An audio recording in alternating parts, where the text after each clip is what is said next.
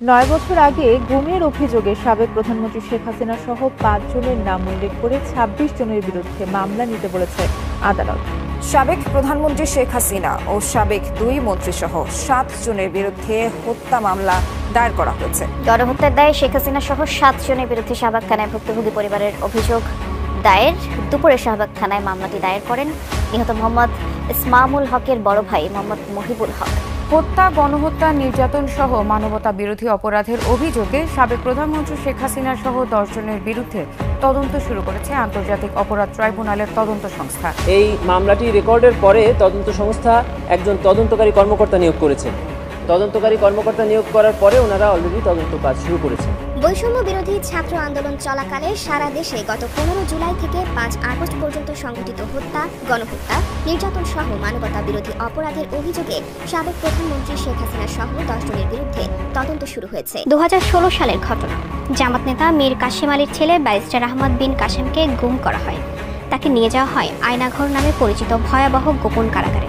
নিজের ক্ষমতাকে দীর্ঘস্থায়ী করতে ভিন্ন মতাবলম্বীদের কঠোরভাবে দমন করেছিলেন সদ্য ক্ষমতাচ্যুত শেখ। প্রিয় দর্শক, আসসালামু আলাইকুম। নতুন একটি নিউজ ভিডিওতে আপনাদের জানাচ্ছি স্বাগতম। আজকের এই ভিডিওতে আপনারা দেখতে চলেছেন ডক্টর ইউনূসকে নিয়ে পিনাকি ভট্টাচার্য কি এমন তথ্য ফাঁস করলেন, অকাল মৃত্যুর সাথে তুলনা করলেন ডক্টর ইউনূসকে। সেই বিষয়গুলো আজকের এই ভিডিওতে আপনারা বিস্তারিত মাধ্যমে দেখতে পারবেন।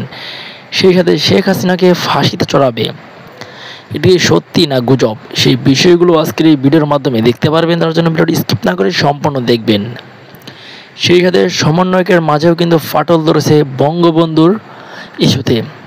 কি সেই ইস্যু, সেই বিষয়গুলো আজকের এই ভিডিওর মাধ্যমে আপনারা দেখতে পারবেন। আজকের ভিডিওটি স্কিপ করবেন না, সম্পূর্ণ দেখবেন। আশা করি অনেক কিছু বুঝতে পারবেন এবং জানতে পারবেন। প্রিয় দর্শক বন্ধুরা, সেই সাথে যে ভিডিওর অংশ বেশি দেখে ভিডিওগুলো শুরু করেছিলাম, সেই ভিডিওগুলো আপনারা বিস্তারিতর মাধ্যমে একের পর এক দেখতে পারবেন। তার জন্য ভিডিও স্কিপ করবেন না। বেশি কথা বলবো না, আপনাদের বিস্তারিত ভিডিওতে নিয়ে যাবো। বিস্তারিত ভিডিওটি দেখার আগে যারা এখন এই চ্যানেলটি সাবস্ক্রাইব করে রাখেন, এই চ্যানেলটি সাবস্ক্রাইব করে দিয়ে পাশে থাকা বেল আইকনটি বাজিয়ে রাখুন। ইতিমধ্যে যারা সাবস্ক্রাইব করে দিয়েছেন সকলকে জানাচ্ছি অসংখ্য অসংখ্য ধন্যবাদ। প্রিয় দর্শক বন্ধুরা, চলুন এই ভিডিওটিকে লাইক দিয়ে আমরা ধারাবাহিকভাবে সেই বিস্তারিত ভিডিওগুলো একের পর এক দেখে আসি।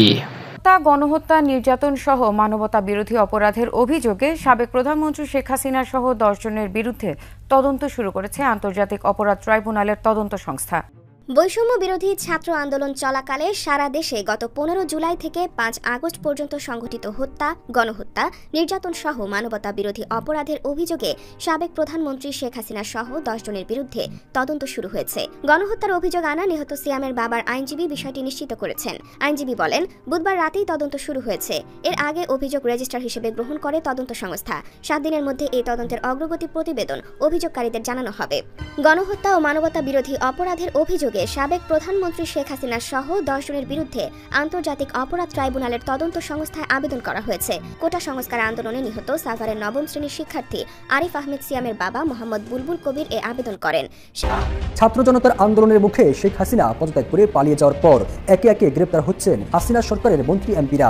এরই মধ্যে সাবেক আইনমন্ত্রী আনিসুল হক এবং শেখ হাসিনার উপদেষ্টা সালমান এফ রহমানের গ্রেফতারের পর ১০ দিনের রিমান্ডে নেয় পুলিশ। রিমান্ডের প্রথম দিনের জিজ্ঞাসাবাদে আনিসুল হক শেখ হাসিনার সরকারের বেশ কিছু অপকর্মের তথ্য দিয়েছে। একই সাথে তারা কোটা সংস্কার আন্দোলনে দেশে অনাকাঙ্ক্ষিত ঘটনার জন্য দায় চাপিয়ে দিচ্ছেন সাবেক স্বরাষ্ট্রমন্ত্রী আসাদুজ্জামান খান কামাল এবং আওয়ামী লীগের সাধারণ সম্পাদক সাবেক সড়ক পরিবহন ও সেতুমন্ত্রী ওবায়দুল কাদেরের উপর। জিজ্ঞাসাবাদে আনিসুল হক বলেন, দেশের ছাত্র আন্দোলন শুরু হওয়ার পর আমি একটি সমাধানের দিকে যাচ্ছিলাম, কিন্তু সাবেক স্বরাষ্ট্রমন্ত্রী আসাদুজ্জামান খান কামাল এবং সাবেক সেতুমন্ত্রী ওবায়দুল কাদেরের কারণে সেটা সম্ভব হয়নি। আন্দোলন দমনে তারা খুবই অ্যাগ্রেসিভ ছিলেন। এছাড়া তৎকালীন প্রধানমন্ত্রী শেখ হাসিনাকেও বাস্তবতা বোঝানো যাচ্ছিল না, যার কারণে আন্দোলন এক পর্যায়ে নিয়ন্ত্রণের বাইরে চলে যায়। ২৫০টিরও বেশি ডিজাইন অপশন নিয়ে ওয়ালটন স্মার্ট ফ্রিজ, বোঝে আপনার প্রয়োজন। সালমান এফ রহমান এবং আনিসুল হককে মুখোমুখি জিজ্ঞাসাবাদ করার সময় ডিবির এক কর্মকর্তা দুজনের উদ্দেশ্যে বলেন, আপনাদের অনিয়ম, দুর্নীতি ও লুটপাটের কারণেই দেশের এই অবস্থা। এ সময় তারা দুজনেই ছিলেন নির্বিকার। জানা গেছে, গ্রেপ্তারকৃত আনিসুল হক ও সালমান এফ রহমানের অপরাধ শুধু পুলিশের মামলার মধ্যে সীমাবদ্ধ নয়, শেয়ার বাজার সহ অনেক অর্থনৈতিক কেলেঙ্কারিতে জড়িত সালমান এফ রহমান। সরকারের অনেক অপকর্মকে আইনিভাবে সাপোর্ট দেওয়ার ক্ষেত্রে বড় ভূমিকা রেখেছেন আনিসুল হক। তাই এদের দুজনকে জিজ্ঞাসাবাদের ক্ষেত্রে হত্যা মামলার পাশাপাশি অর্থনৈতিক ও আইনগত বিষয়কে গুরুত্ব দেওয়া হচ্ছে। গত 5 আগস্ট ছাত্র আন্দোলনের মুখে পদত্যাগ করে দেশ ছাড়েন শেখ হাসিনা। এরপর তার দলের মন্ত্রী এমপিরা কেউ পালিয়ে গেছেন, আবার কেউ আছেন আত্মগোপনে। তাদের মধ্যে বেশ কয়েকজন গ্রেপ্তার হয়ে রিমান্ডে আছেন। এর মধ্যে হকার শাহজাহান আলী হত্যা মামলায় মঙ্গলবার গ্রেপ্তার করা হয় সালমান এফ রহমান এবং আনিসুল হককে। ডিএমপি নিউ মার্কেট থানায় দায়ের হওয়া এই মামলায় বুধবার তাদের আদালতে হাজির করে 10 দিনের রিমান্ডে নেয় পুলিশ। তারা এখন ডিবি হেফাজতে আছেন। আলোচিত সাবেক সেনা কর্মকর্তা মেজর জেনারেল জিয়াউল আহসানকে গ্রেপ্তার করা হয়েছে। রাজধানীর খিলক্ষেত এলাকা থেকে বৃহস্পতিবার রাতে তাকে গ্রেপ্তার করা হয়। নিউ মার্কেট থানার একটি হত্যা মামলায় তাকে গ্রেপ্তার করা হয়েছে। ঢাকা মহানগর গোয়েন্দা পুলিশের অতিরিক্ত কমিশনার মোহাম্মদ আশরাফুজ্জামান বিষয়টি নিশ্চিত করেছেন। তিনি বলেন, নিউ মার্কেট থানায় দায়ের করা দোকান কর্মচারী হত্যা মামলায় তাকে খিলক্ষেত এলাকা থেকে গ্রেপ্তার করা হয়েছে। চাকরিচ্যুত জিয়াউল আহসানের বিরুদ্ধে অসংখ্য লোকের ফোনে আড়িপাতা ও গুমের অভিযোগ রয়েছে। শেখ হাসিনা সরকার পতনের পরদিন 6 আগস্ট মেজর জেনারেল জিয়াউল আহসানকে সেনাবাহিনীর চাকরি থেকে অব্যাহতি দেওয়া হয়। বাঙালি জাতির একটা আবেগী বিষয় আছে, আমরা যখন কাউকে মাথায় তুলি তো অন্যরকম ভাবে তুলি, আবার যখন তাকে ফেলে দেই কোনো কারণ ছাড়াই তারা কিন্তু ফেলে দেই। তো এটার একটা মেন কারণ হচ্ছে কি যে এক জিনিস আমাদের বেশি দিন ভালো লাগে না। দর্শক, গতকালকে 15ই আগস্টকে কেন্দ্র করে সারা বাংলাদেশের অনেক জায়গায় অনেক ধরনের ঘটনা ঘটেছে। এর মাঝখানে কিছু কিছু ঘটনা ছিল উদ্দেশ্য প্রণোদিত, আবার কিছু কিছু ঘটনা ছিল সিচুয়েশনের কারণ। আর এই সকল সিচুয়েশনকে কন্ট্রোল করা আসলে এতটা সোজা না। দিন শেষে আমরা দেখছি যে আমাদের সমন্বয়কদের মধ্যে এবার একটা দ্বন্দ্ব তৈরি হয়ে গেছে। কোন সমন্বয়ক টিম সঠিক, কোন সমন্বয়ক টিম ভুয়া, কারা মাঠে ওই সময় উপস্থিত ছিল বা কারা এখন সুবিধা নিচ্ছে, আবার এটা নিয়েও নানান ধরনের বিভাজন তৈরি হয়েছে। অবশেষে গতকালকে বাংলাদেশে যে আলোচিত বেশ কয়েকটা ঘটনা ছিল, সেই ঘটনাগুলোকে কেন্দ্র করে আমরা দেখছি যে মূল সমন্বয়ক যারা আছেন, যাদেরকে আমরা বেসিক্যালি চিনি, সার্জিস থেকে শুরু করে হাসনাত বা আরও যারা আছেন, তারা গণমাধ্যমকে গতকালকের ঘটনাগুলো নিয়ে নানান ধরনের বিশ্লেষণ ব্যাখ্যা দিয়েছেন। তারা দাবি করছে যে অনেক ভুয়া সমন্বয়ক গজিয়েছে। তারা আমাদের কেউ নয়, অসংখ্য সমন্বয়ক টিম তৈরি করা হয়েছে দেশ জুড়ে, যার সাথে মূল সমন্বয়ক টিমদের কোনো সম্পর্ক নেই। এখান থেকে আমি সার্জিসদের বলি, যে কোনো জিনিস অর্জন করা অনেক ক্ষেত্রে সহজ হয়ে যায়, কিন্তু সেই অর্জনটাকে ধরে রাখা অনেক কঠিন হয়। যেমন বলা হয়ে থাকে যে স্বাধীনতা অর্জনের চেয়ে স্বাধীনতা রক্ষা করা কঠিন। গতকালকে যে বিষয়গুলো নিয়ে সবচেয়ে বেশি আলোচিত হয়েছে, প্রথমত ধানমন্ডি 32 নম্বরে বঙ্গবন্ধু শেখ মুজিবুর রহমানের যেই শাহাদাত বার্ষিকী, সেইটাকে কেন্দ্র করে সেখানে যে অশ্লীল নৃত্য হয়েছে, সেটা দেখেন একজন মানুষ হিসাবে আমি এটা মেনে নিতে পারি না। তো অনেকে বলবেন, ভাই তুমি তো আসলে আওয়ামী লীগের লোক, সেই জন্য না। আমি এতটুকু বুঝি যে বাংলাদেশের রাজনীতিতে কয়েকজন মানুষ আছে, তারা সকল কিছুর ঊর্ধ্বে। মানুষ মাত্র দোষগুণ আছে, আর সেই দোষের সাজা পাইছে।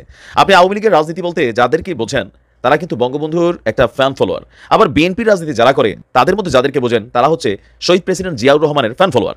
এখন আমরা যাদেরকে দেখছি বা পরবর্তী সময়, তারা কিন্তু ওই যে বাবা অথবা স্বামী তাদের, অথবা আপনি জাতীয় পার্টিকে দেখেন এরশাদ সাহেবের ভাই জামাই, এই পরিচয়টা দিয়া এই দলগুলো নির্দিষ্ট একটা সময় পর্যন্ত অতিবাহিত করছে।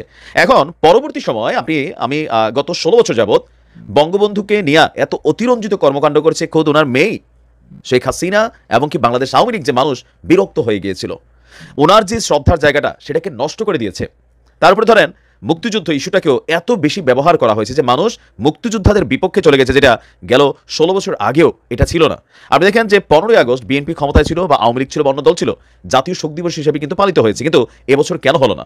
ওই যে মানুষের মধ্যে থাকা ক্ষোভ, এই ক্ষোভটার জন্মটা বাংলাদেশের রাজনীতিতে পুরনো একটা ইস্যু। তবে এই 16 বছরে এটা বড় আকার ধারণ করেছিল যে বিপরীত দলের যারা নেতা আছেন, যেমন বিএনপির যিনি প্রাণপুরুষ আছেন শহীদ প্রেসিডেন্ট জিয়াউর রহমান, তো ওনাকে নিয়ে বাংলাদেশ আওয়ামী লীগের সভানেত্রী থেকে শুরু করে মন্ত্রী, এমপি, ছোটখাটো নেতা, পাতি নেতা, তারা যেই ধরনের ভাষা প্রয়োগ করেছে, যে ধরনের কথা বলেছে, স্বাভাবিকভাবে আজকের দিনে 32-এ গতকালকে আমরা যা দেখেছি, সেটা কিন্তু সেই ঘটনারই একটা বহিঃপ্রকাশ। এখন সেখানে বৈষম্য বিরোধী ছাত্র আন্দোলনের নেতারা ছিল না, দাবি হচ্ছে সার্জিসের। তাহলে তারা কে ছিল? আমরা দেখছি সেখানে মেয়েরা নাচছে, একটা মেয়ে কি অশ্লীল নাচতেছে, বাকিরা কেউ দাঁড়িয়ে আছে, কেউ দাঁড়িয়ে নাই, বুড়া জুয়ান পোলাপাইন সবাই সেখানে উল্লাস করছে। তো এইটা নর্মালি বোঝাই যায়, সার্জিস সেটা বলতে হবে না, আমরাও বুঝি যে এখানে যারা আওয়ামী বিরোধী রাজনৈতিক শক্তিগুলো আছে, তারা সেই উল্লাস করছে। কারণ জামায়াতের যে নেতাদেরকে ফাঁসি দেওয়া হয়েছে রাজাকার ট্যাগ দিয়া, তো সেই ইস্যুগুলো তাদের অন্তরে ক্ষোভ জমেছিল। তো সেই ক্ষোভটার পরে মাত্র সামনে পাইছে 15ই আগস্ট, এই ঘটনাগুলো কিন্তু এখান থেকে আসছে। কিন্তু এটা নিয়ে আমজনতা হিসাবে আমি বারবারই বলি, দেখেন যে কোনো একজন সন্তান যখন অন্যায় করে, তার পিতামাতা গালি খায়। তো গত 16 বছর বাংলাদেশের রাজনীতিকে যেভাবে ম্যানুপুলেট করা হয়েছিল, সেটা সাজা শেখ হাসিনা পেয়েছেন। আর গতকালকে বঙ্গবন্ধুর শাহাদাত বার্ষিকী যেই ঘটনাগুলো হয়েছে, এগুলো কোনোভাবে প্রশ্রয় দেওয়ার না। আমি আমার ভিডিওগুলোতে সবসময় বলি, আমি যদি আপনার মারে সম্মান না দিই, আপনি কখনোই আমার মারে সম্মান দিবেন না, এটাই হচ্ছে বাস্তবতা। কিন্তু আমাদের দেশের রাজনৈতিক দলগুলো আশা করে আমি যখন ক্ষমতায় বসছি, বিপরীত দলরে আমার মুখ দিয়া যতটুকু পারি ছোট করব। আসলে কি এতে ছোট হয়? কয়েকজন ছেলে ধানমন্ডি 32-এ গিয়ে নাচানাচি কাটলো, তাতে কি বঙ্গবন্ধুর ওজন নষ্ট হয়েছে? না, এটাতে বাংলাদেশের অনেক মানুষ দলমত নির্বিশেষে এখনো বঙ্গবন্ধুকে কিন্তু ভালোবাসে। হ্যাঁ, তিনার অনেক বিতর্কিত কর্মকাণ্ড ছিল 72 থেকে 75, সেটার সাজা তিনি পাইয়েই দুনিয়া থেকে বিদায় হয়েছেন। এটা সাজা না পাইয়া তিনি নর্মালি মারা যান নাই, তার কৃতকর্মের ফল তিনি পেয়েছেন, কিন্তু বাংলাদেশ ইস্যুতে তার যে ভূমিকা সেটা অস্বীকার করার সুযোগ নাই।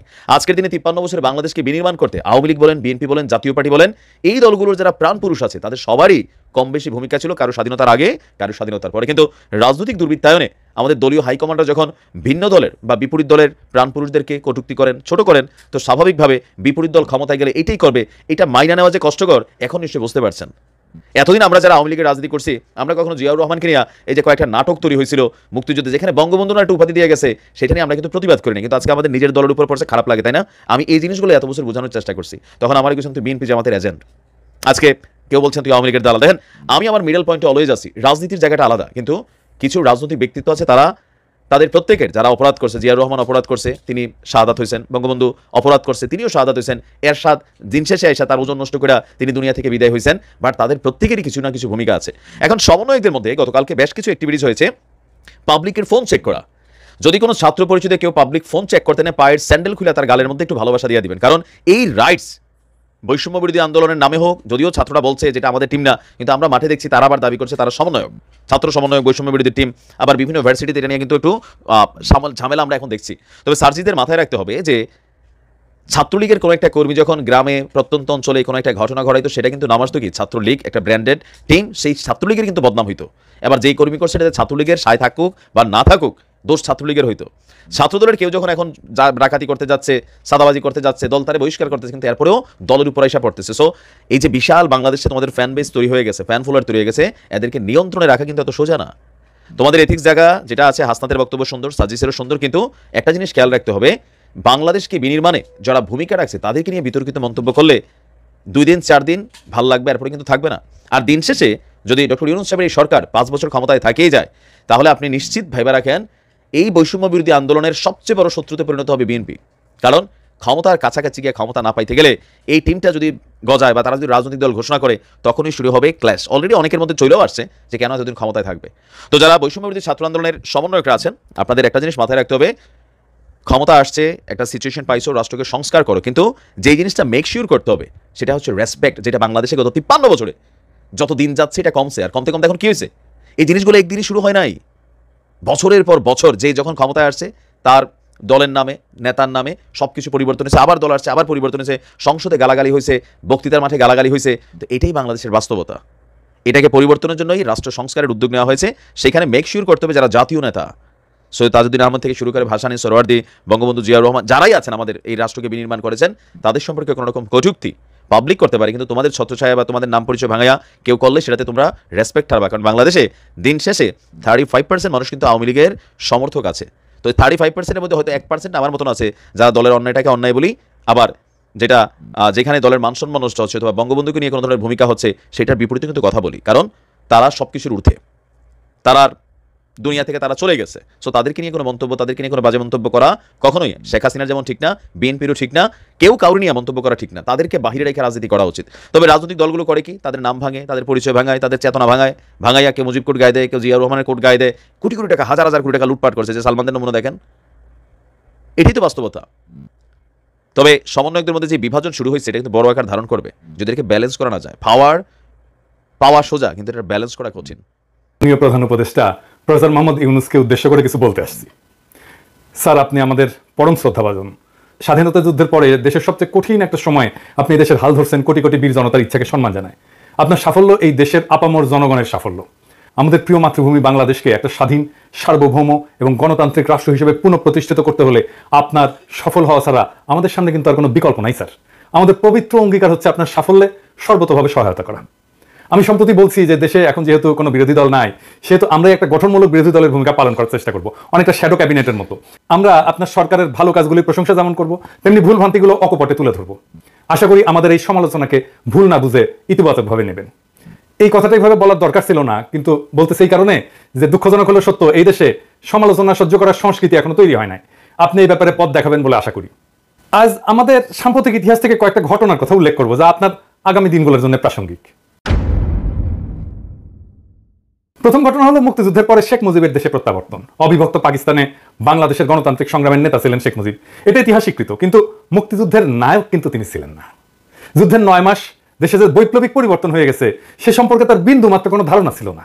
তিনি যে অবস্থায় দেশ ছেড়ে গেছিলেন, ফিরে আসার পরে বাংলাদেশ আর সেই দেশ ছিল না, কারণ তার মাঝখানে একটা মহান মুক্তিযুদ্ধ ঘটে গেছে। অনেক রক্ত, অনেক আত্মত্যাগ, অনেক যুদ্ধ, অনেক কষ্ট, অনেক বেদনা, দেশ ত্যাগ, এই সমস্ত কিছু এই সময়ের মধ্যে ঘটে গেছে। তিনি সে বিপ্লবকে ধারণ করতে পারেননি, শুনতেও চাননি কি হয়েছিল, কারা করছিল, কেন করছিল, কিভাবে হয়েছিল শুনতে চাননি, কারণ তিনি বিপ্লবকে ধারণ করতে চাননি, কারণ তাতে তার ভূমিকা ছিল না। ফলে তিনি চড়ে বসছিলেন উল্টো রথে, এবং এই উল্টো রথে চড়ে বসাটাই এদেশের মানুষের জন্য এমনকি তার জন্য করুণ ফলাফল বয়ে আনছিল। আমরা সবাই জানি এটা একটা কঠিন সত্য। আপনি স্যার কিছু মনে করেন না, এইটার সাথে আপনারও মিল আছে মুজিবের এই ঘটনার সাথে। আপনি কিন্তু আমাদের দ্বিতীয় মুক্তিযুদ্ধের নায়ক না, নায়ক আমাদের বীর ছাত্র জনতা। শেখ মুজিব অবিসংবাদিত ছিলেন বলেই 72-এ সবাই তাকে অন্তরের সাথে বরণ করছিল। আপনি সর্বজন গ্রাহ্য বলেই দেশবাসী এবার আপনাকে চাইছে। আমরা আশা করব আপনি মুজিবের মতো ভুল করবেন না। আপনিও যখন বিপ্লব ঘটে আপনি দেশে নাই, আপনি প্যারিসে, আপনি আসছেন বিপ্লব বিজয়ের পরে। তাইলে আপনাকে এখন কি করতে হবে? আপনাকে করতে হবে আমাদের দ্বিতীয় স্বাধীনতার বৈপ্লবিক মর্ম আত্মস্থ করে পুরনো ঘুণে ধরা ব্যবস্থা ধ্বংসস্তূপের উপরে একটা প্রকৃত গণমুখী রাষ্ট্র ব্যবস্থা গঠনের দুরূহ কাজটার উদ্যোগ নেওয়া। এদেশের মানুষের উপরে বারে বারে চাপাই দেওয়া হয়েছে গণতন্ত্র, রাষ্ট্রবিনাশী, স্বৈরশাসন এবং ফ্যাসিবাদ, যা কেবল জনগণের সকল অধিকার হরণ করে একটা প্রবল দুর্নীতিগ্রস্ত ব্যবস্থাই চালু করেনি, তা এদেশের স্বাধীনতার সার্বভৌমত্ব, আঞ্চলিক অখণ্ডতা বিপন্ন করছে। আমাদের প্রত্যাশা আপনি স্বৈরশাসন এবং ফ্যাসিবাদের জানাজা পড়বেন এবং দাফন করবেন, যাতে আর কোনোদিন তা বাংলাদেশের পূর্ণ মাটিতে ফিরে আসতে না পারে। এবার ইতিহাসের দ্বিতীয় ঘটনাটা বলি। আপনি জানেন যে রাষ্ট্রপতি জিয়া হত্যার পরে সেনাপ্রধান এরশাদ তাৎক্ষণিকভাবে ক্ষমতা দখল করেনি। সে সময় মানুষের সেন্টিমেন্ট এমন ছিল যে তাতে তার পক্ষে রাষ্ট্র ক্ষমতা দখল করা সম্ভবই ছিল না। সে ধীরে ধীরে ঠান্ডা মাথায় ক্ষমতা দখলের পরিকল্পনা করে। ঘটনাটা হইতেছে যে পরিকল্পনাটা কিন্তু সে করে না স্যার, করছিল এরশাদ ছিল ভারতের 1 নাম্বার পুতুল। সে কি করছে? সে নতুন রাষ্ট্রপতি নির্বাচন করতে দিছে। যে নির্বাচনে বিজয়ী হয়েছিলেন ভাইস প্রেসিডেন্ট বিচারপতি আব্দুস সাত্তার। প্রেসিডেন্ট সাত্তার আসনে বসার পর থেকে তার শয়তানি শুরু হয়, এরশাদের খেলা শুরু হয়। প্রথমে সে দাবি করে দেশ শাসনে সেনাবাহিনীকে অংশ দিতে হবে। সে প্রস্তাব করে দেশ পরিচালনার জন্য একটা জাতীয় নিরাপত্তা কাউন্সিল গঠন, যার প্রকৃত নেতৃত্ব থাকবে তার হাতে। সে প্রেসিডেন্ট সাত্তারের মন্ত্রীদের কাউকে কাউকে হাত করে নেয়, সরকারের ভিতরে বিভাজনের চেষ্টা করে এবং সফল হয়। কাকে হাত করছিল সে? হাত করছিল স্বরাষ্ট্রমন্ত্রী ডাক্তার আব্দুল মতিনকে, এবং পরে কিন্তু মতিন এরশাদের দলে যে জয়েন করে। প্রেসিডেন্ট সাত্তারের সাথে বিশ্বাসঘাতকতা কইরা এরশাদের সাথে হাত মিলায়া এক মন্ত্রী বাড়ি থেকে গালকাটা কামাল নামে এক দুর্বৃত্তকে গ্রেপ্তারের নাটক সাজায়। এটা কিন্তু একটা নাটক ছিল। গালকাটা কামাল কার শিষ্য ছিল সেটাও আমি জানি, যাই হোক সে গল্পে আর না যাই। এই নাটকটা এরশাদের সামরিক কুয়ের পথ প্রশস্ত করে এবং এটা পোস্ট করছিল ডিজিএফআই, সাজাইছিল। এরশাদ ক্ষমতা নেওয়ার আগে বিদেশি দূতদের মধ্যে একমাত্র ভারতীয় রাষ্ট্রদূতের সাথে সাক্ষাৎ করছিল, একমাত্র। এরশাদ এরপর যে সংসদ নির্বাচন করে তাতে হাসিনার নেতৃত্বে আওয়ামী লীগ হয় বিরোধী দল। এভাবেই ঘুর পথে ভারতের সাহায্যে আওয়ামী লীগ বাংলাদেশের রাজনীতিতে পুনর্বাসিত হয়। এরশাদ হচ্ছে ভারতের 1 নম্বর পুতুল, আর 2 নম্বর পুতুল হিসেবে কাজ শুরু করে হাসিনা। পুরা ক্ষমতা সরকারি দল ভারতের, বিরোধী দল ভারতের। এই হইল ভারতের বাংলাদেশের রাজনীতিতে আবার পা ফেলার সূচনা। এই নাটক যে আবার মঞ্চস্থ হবে না আপনি সেটা নিশ্চয়তা দিতে পারেন যে প্রেসিডেন্ট সুপ্পু আপনাকে শপথ দিছে যে পদে বহাল থাকলে সে তো আপনার নিয়োগ বাতিল করতে পারে না। তাকে পদে বহাল রাখা মানে হলো আওয়ামী লীগের প্রত্যাবর্তনের মহাসড়কটা খুলে রাখা। সুপ্পুকে বিদায় না দেওয়া পর্যন্ত আপনি নিরাপদ না। আপনার এই বুদ্ধি কেউ দেয় না। আপনারা সবাই বলে সংবিধান মেনে চলতে হবে, সংবিধান ওয়ালাদেরকে ধরিচ্ছি, দাঁড়ান স্যার, ধরিচ্ছি স্যার, একটু সময় দিছি কিন্তু ধর্ম স্যার, কারা কারাই সংবিধান ওয়ালা সেটা ধর্ম। এটা ছাড়াও আমি প্রবল সংখ্যার সাথে লক্ষ্য করতেছি যে 190 এরশাদের কালো ছায়া আপনার এবং আপনার সরকারের উপরে দীর্ঘ থেকে দীর্ঘতর হচ্ছে। আপনার উপরে চাপাই দেওয়া হয়েছে বেশ কয়েকজন উপদেষ্টা, যাদের সাথে বিপ্লবের কোনো সম্পর্ক নাই, ন্যূনতম কোনো সম্পর্ক নাই। আমরা বুঝতে অক্ষম। 1-11 3 কুশীলব জায়গা পাইছিল প্রথমেই আপনার উপদেষ্টা পরিষদে, আবার আরো 2জনকে নিলেন, আলী ইমাম মজুমদার আর জাহাঙ্গীর আলম, 2জনই তো 111 এর লোক। আর ফয়জুল কবির ও তো আবার প্রথম আলো, আর প্রথম আলো তো আবার 111। সব প্রথম আলো 111 মিলে আপনার ক্যাবিনেট হয়েছে। মানে আপনার ক্যাবিনেটে সিঙ্গেল মেজরিটি গ্রুপ হচ্ছে 111। শুনতে পাচ্ছি যে বিপ্লবের সহযোগী কোনো প্রখ্যাত ব্যক্তিকে আপনার সাথে সাক্ষাতের সুযোগ দেওয়া হচ্ছে না। আমরা কিন্তু জানি স্যার যে কারা এসব করতেছে এবং কেন করতেছে। আরেকটা জিনিস দেখাই স্যার, আপনার উপদেষ্টা হাসান আরিফের পোলা হাসনাত আব্দুল্লাহর ছেলেকে নিজে গার্ড দিয়ে নিয়ে গেছে তার বাড়িতে, পোড়া বাড়িতে দেখাইতে। মালপাত্তি ভালোই নিচ্ছে মাশাআল্লাহ, বুড়াগুলার আই ইনকাম ছিল না, এখন আওয়ামী লীগ পাহারা দিয়া কিছু কামাবে তার পোলা। আমি বাগদা দাওয়ারকে আপনার উপদেষ্টারা বলে আমি নাকি উগ্র, হটকারী, আনম্যানেজেবল। কি স্যার বলে না? হ্যাঁ বলে তো। তো আপনার শান্তশিষ্ট, লেজবিশিষ্ট, লেজর আগে অবশিষ্ট সুশীল উপদেষ্টাগুলোর কাজ কাম দেখেন স্যার, দেখিচ্ছেন তো। বদনাম করলে ওদের হবে না, বদনাম হবে স্যার আপনার। আপনার একটা গল্প বলি স্যার, গানের গল্প তো মানে আপনার পছন্দ হবে। ওই গাই গরুর বাছুর মারা গেলে গরু কলে দুধ দেয় না স্যার, খালি লাথি দেয়। ওই ওই গাই গরুর দুধ শুকা যায়, তো তখন গোয়ালা করে কি আপনি জানেন এটা স্যার, অনেকে হয়তো জানে না, আমার ক্ষুদ্র ভ্রাতা ভগিনী জানে না, তো গোয়ালা বাছুরের চামড়া ছাড়ায় ওর মধ্যে খড়ার ভুসি ঢুকায় ঠেসে ঠেসে, বোকা গরু মনে করে যে তার বাছুর বাইসা আছে, তখন সে লাথি দেয় না দুধ দেয়। হাঙ্গেরের শত শহীদের রক্তে কেনা বিপ্লবের বাছুর কি মরে গেছে স্যার? হ্যাঁ, তাই ভিতরে ঠেসা ঠেসে 111 ঢুকাইতেছেন আপনি, একটার পর একটা ঢুকাইতেছেন, আপনারা মানা করিচ্ছি তারপরে ঢুকাইতেছেন। আপনারা স্যার দুইজনের নাম দিছিলাম স্যার, আপনি জানেন যে এনাদেরকে উপদেষ্টা করেন, করলে ভালো হবে, বিপ্লবের ভালো হবে, দেশের ভালো হবে, আপনি তো কথাটা রাখলেন না স্যার। যাই হোক, আমি কলে সবার আমল নামা এক এক করে কয়ে দিতে পারি যাদেরকে উপদেষ্টা বানাইছেন, কমু কিন্তু আজকে করলাম না, কিন্তু পরে কমু। ইন্ডিয়া গলে ভালো করে জানে যে 1981 সালের মতো এবারও আওয়ামী লীগকে সোজা পথে ক্ষমতায় আনা সম্ভব না, তাই তাদের কাছে বাংলাদেশকে পদতলে রাখার একমাত্র উপায় হচ্ছে এরশাদের মতো ঘুর পথে ক্ষমতায় আসা, এটাই তারা করিচ্ছে। এই জন্যই আপনার ক্যাবিনেটে সব 111 এর লোকজন ঘুর পথে। এই মুহূর্তে এই ধরনের একটা সম্ভাবনার বিরুদ্ধে ব্যবস্থা না নিলে আপনার সরকার অচিরেই বড় ধরনের বিপদে পড়বে। ঢাকায় নিযুক্ত আমেরিকান প্রাক্তন উপরাষ্ট্রদূত বাংলাদেশ প্রেমিক কিন্তু জন ড্যানিলোভিচ, আপনি চেনেন ভালো করে, এমনি বলেনি যে আর্মির উপর কর্তৃত্ব স্থাপন এই মুহূর্তে আপনার সবচেয়ে বড় প্রয়োজনীয় কাজ, এই কাজটা করেন। ইতিহাসের তৃতীয় ঘটনাটা বলি স্যার। হ্যাঁ, 1996 নির্বাচনের সময় বাংলাদেশের রাষ্ট্রপতি ছিলেন আব্দুর রহমান বিশ্বাস। উনি ছিলেন বিএনপির দ্বারা নির্বাচিত এবং একটা মহল থেকে তাকে সরাই দেওয়ার গুঞ্জন ওঠে। সেই সময় সেনা প্রধান ছিলেন জেনারেল নাসিম সেনা অভ্যুত্থান করার চেষ্টা করে একটা সময়, প্রেসিডেন্ট বিশ্বাস তাৎক্ষণিকভাবে তাকে পদচ্যুত করেন। খুব ছোটখাটো মানুষ ছিলেন কিন্তু প্রেসিডেন্ট বিশ্বাস, বড় সড়ো না, লম্বা চড়ো না, আমার মতো ছোটখাটো মানুষ, কিন্তু সাহসী ছিলেন। এই সাহসী কাজের জন্য প্রেসিডেন্ট বিশ্বাসের কিছু হয়েছিল? কিছু হয় নাই, কেউ তার কেশাগ্র স্পর্শ করতে সাহস করে নাই। আপনাকে এই ঘটনা স্মরণ করে দেওয়া প্রয়োজন মনে করতেছি, আপনি বুঝেন আমি কেন এটা বললাম আর কি। সবশেষে ইতিহাস থেকে চতুর্থ ঘটনাটা বলি। এটা স্যার কলে আপনাকে নিয়ে, স্যার আপনি প্লিজ আমাদের ভুল বুঝবেন না, আমি জানি। আপনি স্যার 11-11 পরে নাগরিক শক্তি নামে একটা রাজনৈতিক দল গঠন করছিলেন, অনেকে আসছিলেন কিন্তু আপনার পাশে, এইভাবে যে একদিন পরে দেশে একটা সুস্থ ধারার রাজনীতি শুরু হইতে যাচ্ছে। আপনার অনেক সাকসেস দুনিয়াতে, কিন্তু আপনার একটা ফেলিয়ার ছিল স্যার, আপনার নাগরিক শক্তি, আপনি রাজনীতি করতে পারেন নাই।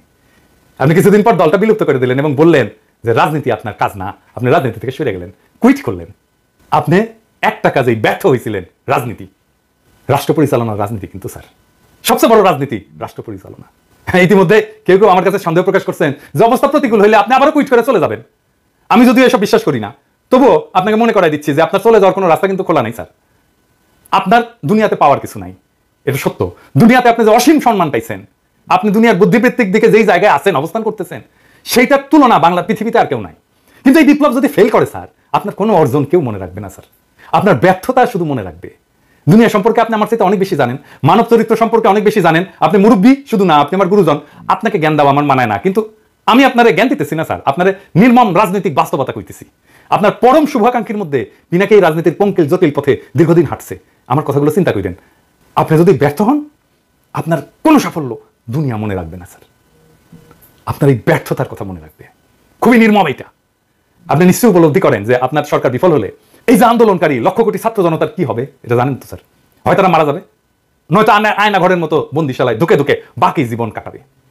আমাদের সমস্ত স্বপ্ন চূর্ণ বিচূর্ণ করে পরাজিত ফ্যাসিবাদ বহুগুণ নির্মমতা নিয়ে বাংলার মাটিতে আবার ফিরে আসবে। বাংলাদেশের স্বাধীনতা, সার্বভৌমত্ব, আঞ্চলিক অখণ্ডতা চিরতরে হারায় যাবে। সুতরাং বিপ্লবকে সাফল্যের স্বর্ণ শিখরে পৌঁছে দেওয়ার যে পবিত্র দায়িত্ব আপনি গ্রহণ করছেন, তা আপনাকে সম্পন্ন করতেই হবে স্যার। শুরুতেই বিপ্লবকে সুসংহত করতে হবে, ফ্যাসিবাদের ফেলে যাওয়া দোসরদের তাড়াই দিতে হবে ক্ষমতার বলয় থেকে। আমার আবেদন, আপনি অত্যন্ত জরুরি কাজটা সেরে ফেলেন, পুরো সরকারকে আপনার নিজের সরকার হিসেবে সাজায় নেন। ইতিহাসে যে ঘটনাগুলো উল্লেখ করলাম, তার সবচেয়ে বড় শিক্ষা হলো যে এই কাজে যে কোনো ধরনের বিলম্ব করা যাবে না স্যার। বেহুলা বাসর ঘরে ঢুকছিল সবচেয়ে আনন্দের সময়টা কাটাইতে, ওই বাসর ঘরের ছিদ্রপথে সাপ ঢুকে গেছিল। এই বেহুলার এই ক্ষমতার বাসর ঘরে ছিদ্রপথে অনেকগুলো সাপ ঢুকে গেছে, তাদের এই মুহূর্তে খতম করেন স্যার। আপনি রাষ্ট্রপতির দায়িত্ব গ্রহণ করেন, বিপ্লবী জনতা তাদের সমস্ত ক্ষমতা আপনার উপরে অর্পণ করছে। বিপ্লব সংবিধান স্যার, আপনাকে সংবিধানের পথে যারা হাঁটাচ্ছে তারা বিপ্লবের শত্রু। বিপ্লব যদি ব্যর্থ হয়, আমরা কিন্তু উপদেষ্টা মন্ডলীর কাউকে ছাড়বো না স্যার। আপনি নির্ভয়ে রাষ্ট্রের পূর্ণ কর্তৃত্ব গ্রহণ করেন, রাজপথে আপনার অভিষেক হবে জনতার সমর্থনে। কিন্তু আপনি যদি ক্রমাগত আমাদের আহ্বান উপেক্ষা করেন, আপনার বিরুদ্ধে উচ্চকিত হইতে, এমনকি পথে নামতে আমরা দ্বিধা করব না। ইনকিলাব জিন্দাবাদ। প্রিয় দেশবাসী, শুরু থেকে শেষ পর্যন্ত যারা এই ভিডিওটি দেখেছেন সকলকে জানাই অসংখ্য অসংখ্য ধন্যবাদ। যারা এরকম নিউজ ভিডিও পেতে পছন্দ করেন তারা অবশ্যই এই চ্যানেলটি সাবস্ক্রাইব করে পাশে থাকা বেল আইকনটি বাজিয়ে দিবেন। যারা এখন এই ভিডিওটি শেয়ার করেননি, এই ভিডিওটি দ্রুত শেয়ার করে সকলকে দেখার সুযোগ করে দিন। আজকের মতন এই পর্যন্ত, দেখা হচ্ছে পরবর্তী কোনো ভিডিও নিয়ে ইনশাল্লাহ।